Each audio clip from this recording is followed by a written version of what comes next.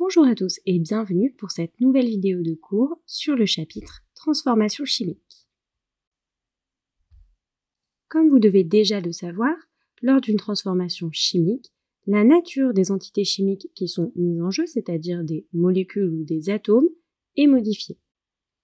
On parle d'un réarrangement d'atomes de l'état initial à l'état final. En effet, les molécules de départ ne sont pas les mêmes que les molécules à l'état final, c'est-à-dire lorsque la transformation chimique est terminée. Pour chaque transformation chimique, on réalise ce qu'on appelle une équation de réaction. Vous le savez déjà, toutes les espèces chimiques qu'on a initialement, c'est-à-dire avant la transformation chimique, sont placées à gauche de la flèche et sont appelées des réactifs.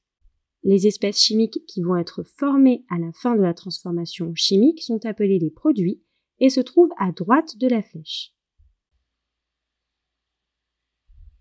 Lorsqu'on rédige une équation de réaction, il faut veiller à respecter deux règles. Dans un premier lieu, on respecte la règle de conservation des éléments chimiques. On doit avoir le même nombre d'atomes du côté des réactifs et du côté des produits. Et on respecte la règle de conservation des charges électriques globales, c'est-à-dire que la somme des charges électriques du côté des réactifs doit être égale à la somme des charges du côté des produits. Prenons l'exemple suivant. Je fais réagir un morceau de zinc solide avec des ions H+. Je forme alors des ions Zn2+, et du dihydrogène.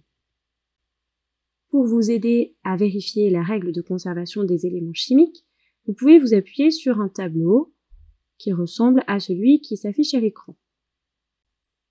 Du côté des réactifs, je vois que j'ai un atome de zinc. De même du côté des produits. Du côté des réactifs, j'ai un atome d'hydrogène qui se trouve sous la forme de l'ion H+.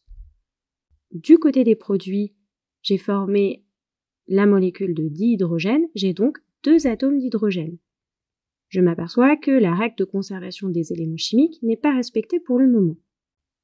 Je dois alors rajouter un atome d'hydrogène du côté des réactifs. Pour ce faire, je change le nombre stoichiométrique qui se trouve devant l'ion H+, et je mets un petit 2. La règle de conservation des éléments chimiques est donc bien respectée. Pour ce qui est des charges, du côté des produits, l'ion Zn2+, m'apporte deux charges positives. Du côté des réactifs, étant donné que cette fois-ci j'ai deux ions H+, j'ai bien deux charges positives aussi. La règle de conservation des charges électriques globales est donc bien vérifiée. Je peux donc dire que mon équation de réaction est bien ajustée.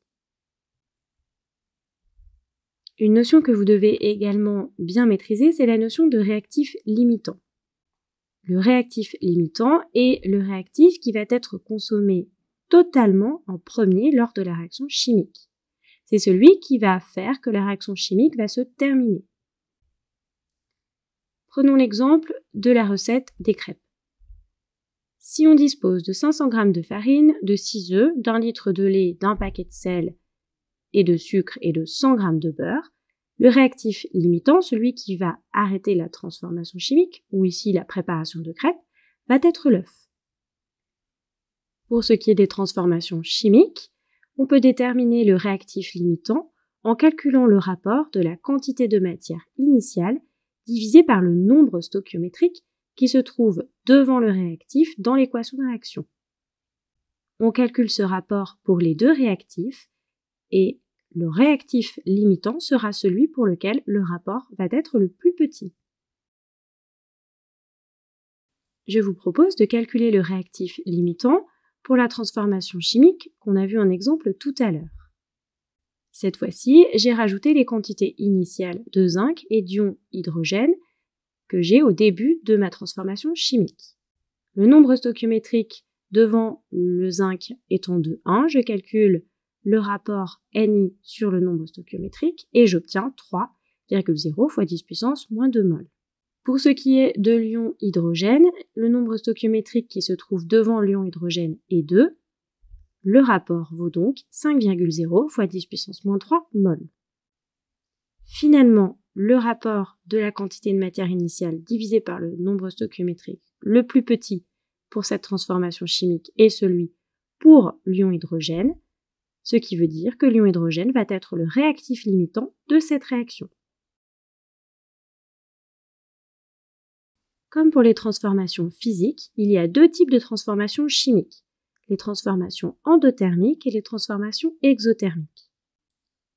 Dans le cadre des transformations endothermiques, le système va absorber de l'énergie, ce qui va avoir pour conséquence une diminution de la température du système. Par ailleurs, pour les transformations exothermiques, le système va libérer de l'énergie et la température du système va donc augmenter. Je vous propose de faire un petit parallèle avec les transformations endothermiques et exothermiques dans le cadre des transformations physiques. Prenons l'exemple de l'eau qui bout sur une gazinière. Ici, deux transformations sont en jeu. La première, c'est la transformation physique. Il s'agit de la vaporisation de l'eau. Pour réaliser la vaporisation de l'eau, l'eau va absorber l'énergie, la température va alors augmenter, tout comme l'agitation thermique des molécules d'eau. La deuxième transformation en jeu dans cet exemple, c'est la combustion du gaz de ville pour faire fonctionner la gazinière. Ici, la température va augmenter, la transformation chimique est donc exothermique. J'espère que cette vidéo vous aura été utile. Je vous invite à refaire les exercices déjà faits en classe et à vous abonner si cette vidéo vous a plu. À bientôt pour de nouvelles vidéos.